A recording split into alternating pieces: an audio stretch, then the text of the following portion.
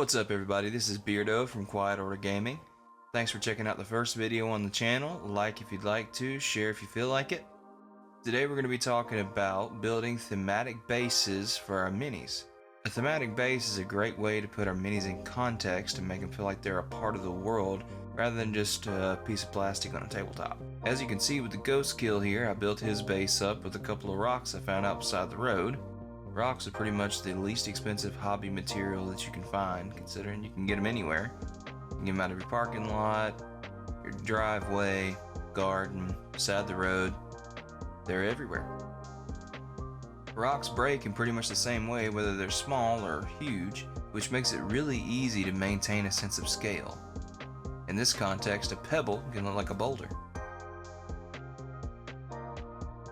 And here I'm using just standard Milliput. Milliput is a two-part epoxy putty. It's pretty much epoxy and activator mixed into modeling clay.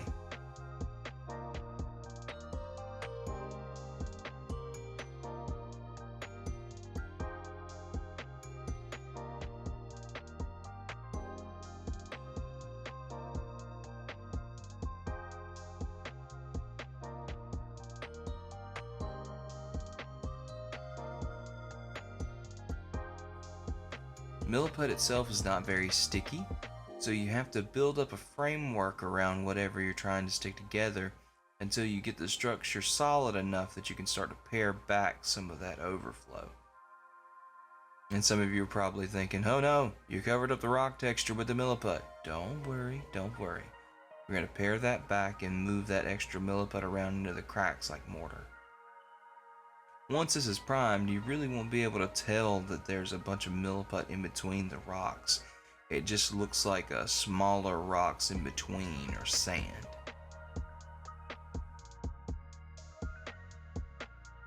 You want to make sure to keep your fingers and your tool moist so the Milliput doesn't stick to the tool itself. Water also softens Milliput, just like it would with clay. So if you get a little bit on the end of your tool and dip it in your water pot, and you can use that to fill in where the dry Milliput doesn't quite want to stick.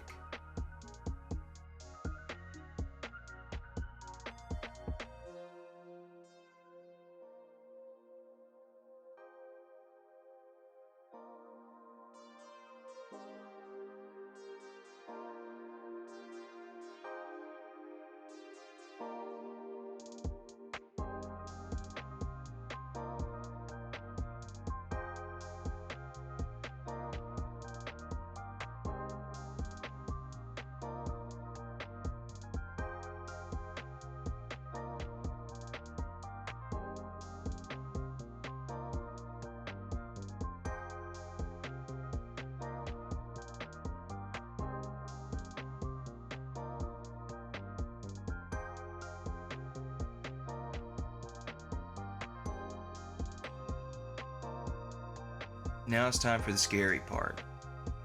Now cutting up those expensive GW minis doesn't seem like a good idea at all, but when we have a pose that we're aiming for, well, it's just gotta be done.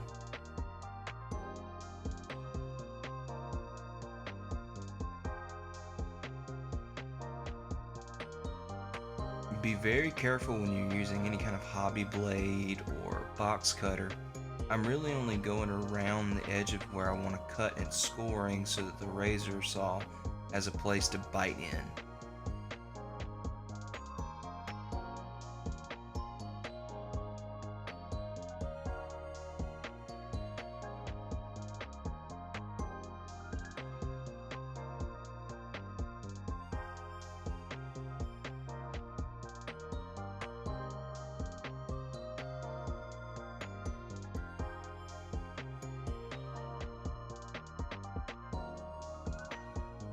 So what I've done here is I've separated the lower leg section, the knee armor, and the thigh.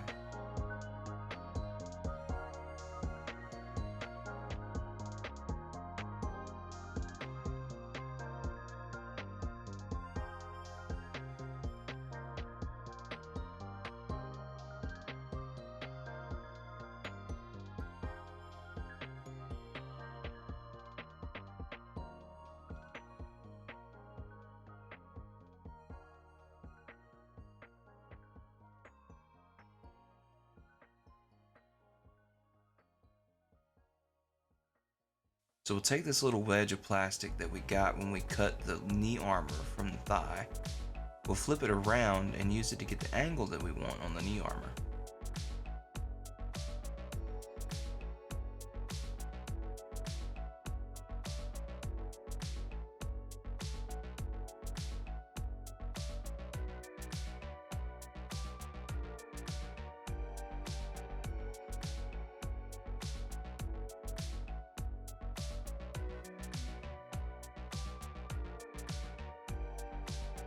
The vision for this mini project is to build a stealth suit hiding behind a rock wall and preparing to jump out and charge.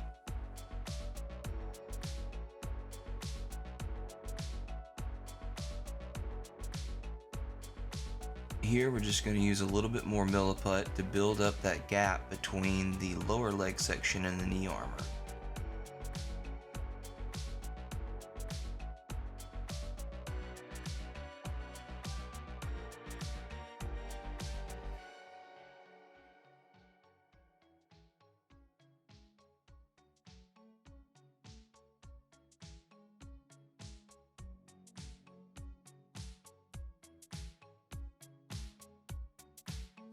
These rubber brushes or glue applicators are awesome for getting a smooth finish on Milliput or green stuff, and you can find them at most hobby stores.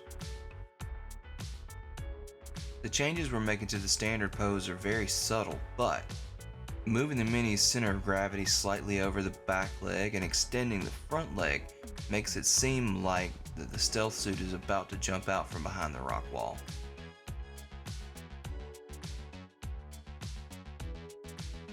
Apologies for the bad framing. I got a little too focused on what I was doing and not what I was recording. And here we'll quickly dry fit the upper body with the lower.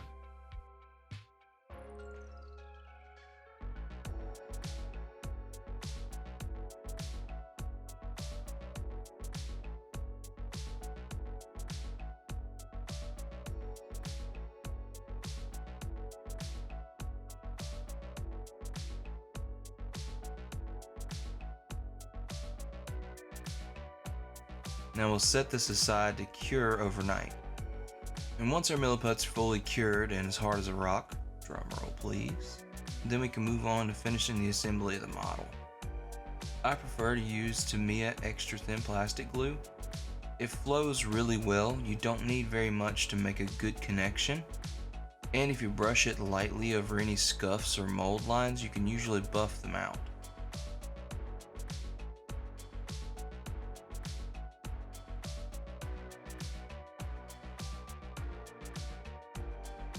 The plastic glue actually dissolves just a little bit of the plastic and welds them together, so your mini is solid and won't come apart.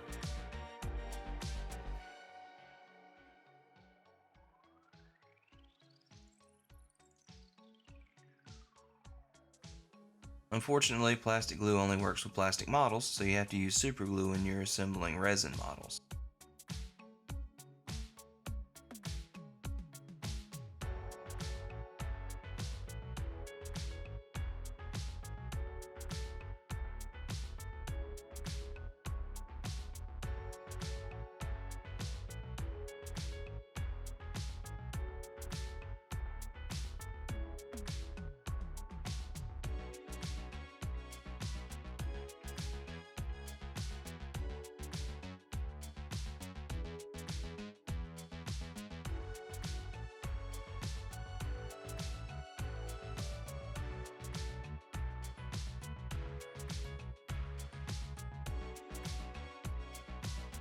Alright, this stealth suit is complete.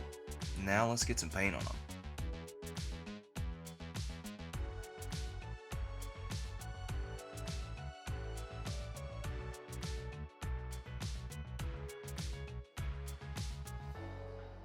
I like to prime my models with this golden SOFLAT black, and it leaves an awesome texture for the next layers of paint.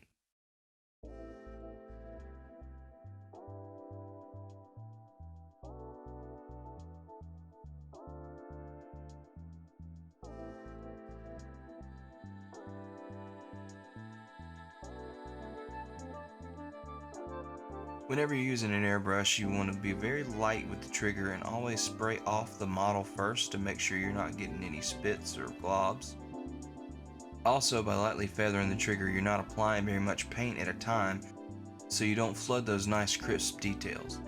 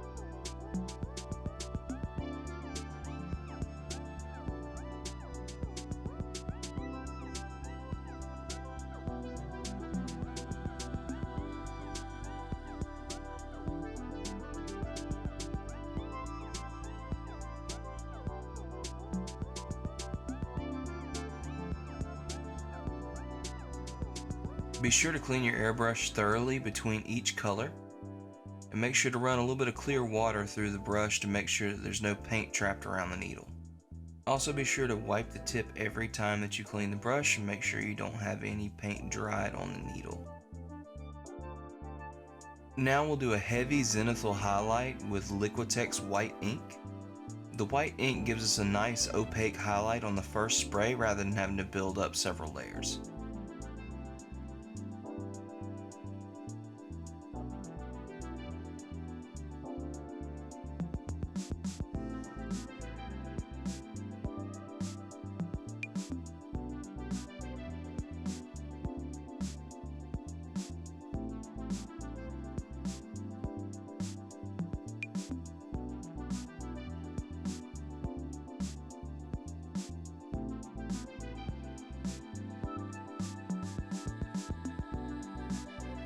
Now comes the fun part.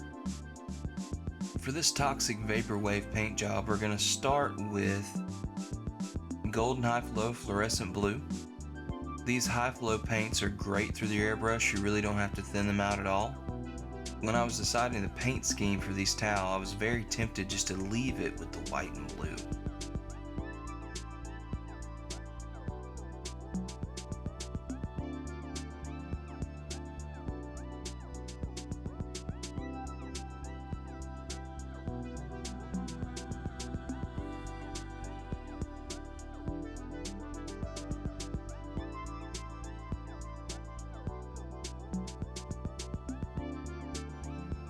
That white-blue fade would be a perfect camouflage for a frozen death world. Imagine if the Tau invaded Inuit or Fenris. Any Imperial Fist, Black Templars, or Space Wolves fans, let me know in the comments what you think about the Tau invading your homeworld.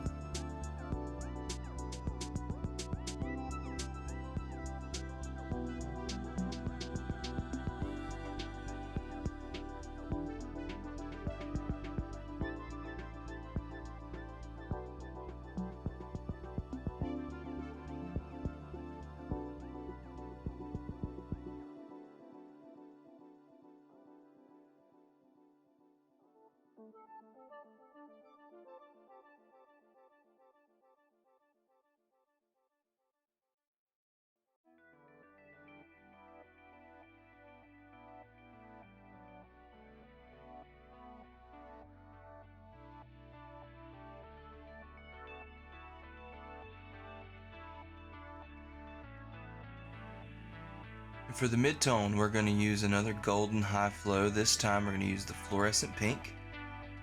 And we're going to add just a little bit of flow aid because I want to get a nice transparent coat here.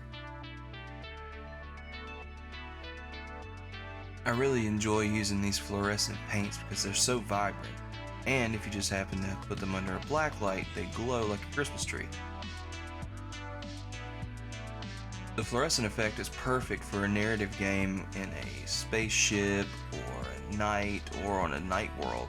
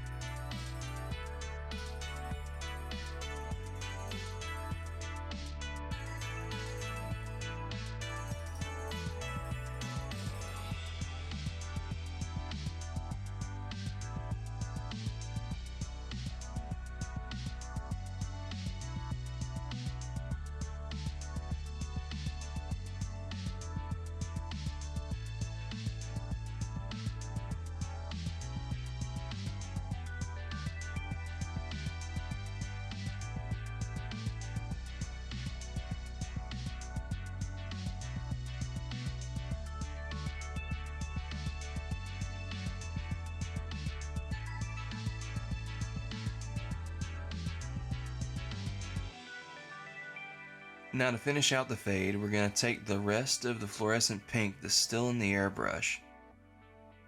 We're going to add a couple of drops of Liquitex black ink,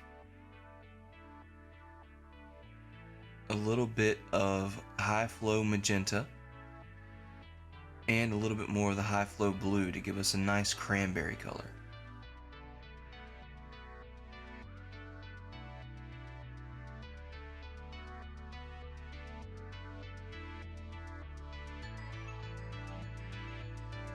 We're going to apply this lightly over the top of the model in the same way we did the zenithal highlight.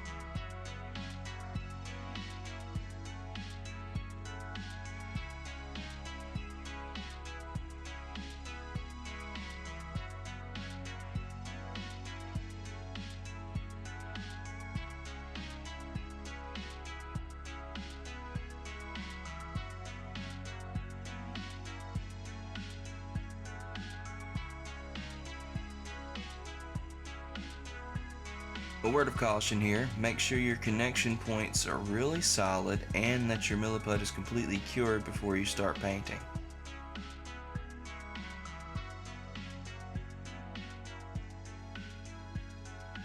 Time to break out the super glue.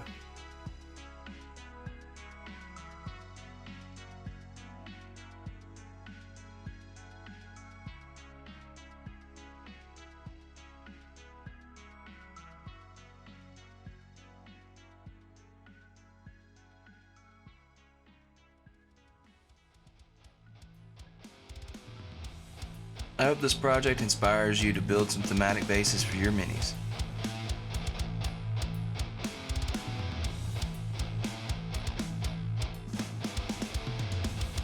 Thank you guys so much for watching the video. We have links here for our Patreon, our t-shirt shop, and the YouTube channel. And please like, comment, subscribe, all that YouTubey stuff. We've got to keep the YouTube machine spirit happy. The next video will be on reposing the Ballistic Dreadnought from the Leviathan box. Stay tuned. Until next time, hobby on.